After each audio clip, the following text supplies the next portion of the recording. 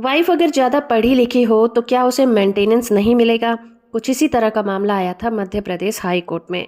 इस केस में जस्टिस प्रेम नारायण सिंह की बेंच ने हर महीने 10,000 रुपए मेंटेनेंस देने के फैमिली कोर्ट के फैसले को ही बरकरार रखा है। मध्य प्रदेश हाई कोर्ट ने कहा है कि अगर पत्नी हाईली एजुकेटेड है तो उसे मेंटेनेंस देने के अधिकार से वंचित नहीं किया जा सकता। कोर्ट ने बताया कि जो सीआरपीसी का सेक्शन 125 है वो समाजवादी कानून का हिस्सा है। इसका मकसद समाज के एक जरूरतमंद महिला की कंडीशन में सुधार करना है। साथ ही कोर्ट ने यह भी कहा कि जुडिशियल सिस्टम जो है उसका काम ये पता लगाना होता है कि एक पत्नी को अपनी लाइफस्टाइल बनाने के लिए क्या जरूरी है, जो ना कि ज्यादा लग्जरी हो और ना ही गरीबी हो। ये परिवार की फाइनेंशियल कंडीशन के अकॉर्डिंग ही होना चाहिए। इस केस में पति ने फैमिली कोर्ट के आदेश को चुनौती दी थी, जिसमें कोर्ट ने वाइफ को 10,000 रुपए महीने देने का आदेश दिया था। याचिका में उसने कहा कि उसकी पत्नी सिर्फ 18 महीने ही उसके साथ रही थी, इसलिए उसे इतना बड़ा अमाउंट हर महीने देने की क्या जरूरत है।